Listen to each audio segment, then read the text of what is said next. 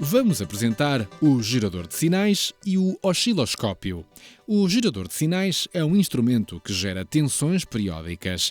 O seu interface tem escalas e reguladores que permitem regular a sua frequência, amplitude e forma. O osciloscópio mede propriedades de tensões através do varrimento periódico destas. Um visor apresenta as curvas da tensão versus tempo. O visor apresenta várias divisões horizontais e verticais. O eixo horizontal mede a grandeza tempo, o eixo vertical mede a grandeza tensão. O seletor TimeDiv controla a escala da divisão horizontal. Por exemplo, se o seletor estiver na posição 0,1 milissegundos, então todo o eixo horizontal, que contém 10 divisões, cobre um intervalo de 1 milissegundo. O seletor VoltDiv controla a escala da divisão vertical. Este osciloscópio tem 2 canais, podendo medir 2 tensões diferentes. Logo, existem 2 seletores de escala vertical. Se estivermos no canal 1 e o seletor estiver na posição 0,5 volt, então cada divisão vertical mede 0,5 volt. O botão XPOS move os sinais na horizontal. Os botões YPOS movem para cada canal o respectivo sinal na vertical.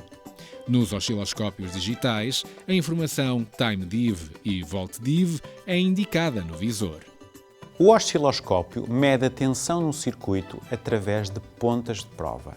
Nestas, a massa ou crocodilo é ligada à tensão de referência e a sonda ou pinça permite medir noutro ponto do circuito a tensão em relação à referência. As pontas de prova têm um seletor de atenuação, sem atenuação ou atenuação de fator 10. Neste exemplo, uma resistência de valor R e um condensador de capacidade C são alimentados em série por uma tensão sinusoidal criada pelo gerador de sinais. A frequência é de cerca de 1 kHz. O canal 1 do osciloscópio é ligado ao gerador de sinais. O esquema do circuito anterior é o da figura. O sinal do osciloscópio é centrado verticalmente usando o seletor de posição vertical. O trigger do osciloscópio lança o varrimento da tensão.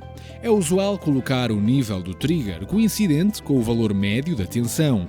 Caso contrário, o varrimento não está sincronizado com o período do sinal. O sinal é da ordem do kHz, logo o período é da ordem dos milissegundos.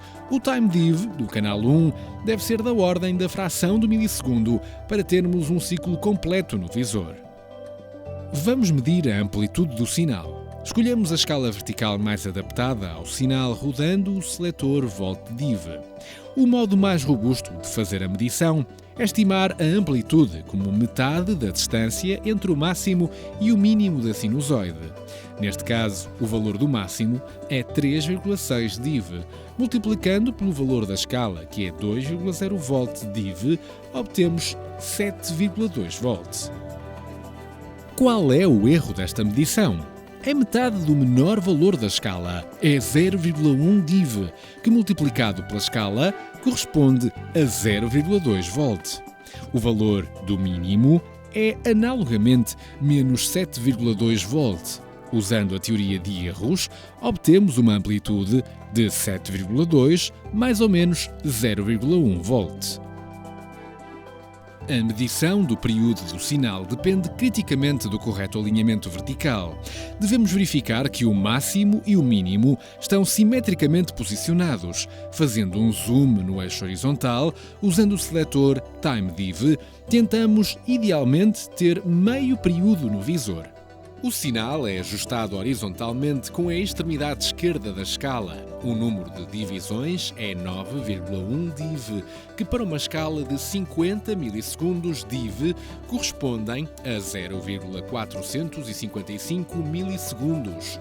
O erro é calculado analogamente ao caso anterior e corresponde a 0,005 milissegundos.